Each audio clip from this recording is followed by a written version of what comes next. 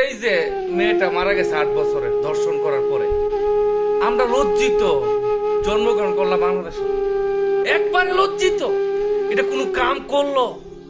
এগুলার দইরা মানে 4 রাস্তার মোড়ের মধ্যে ফাঁসিতে লটকে রাখো না 1 সপ্তাহ, যাতে কোনো মায়ের বুক যাতে খালি না, কোনো দর্শনের বিচার 1 সপ্তাহ 4 রাস্তার মোড়ের মধ্যে ফাঁসিতে লটকে রাখার, ঝুলিয়ে রাখার দরকার, যে দেখো শিক্ষা হোক।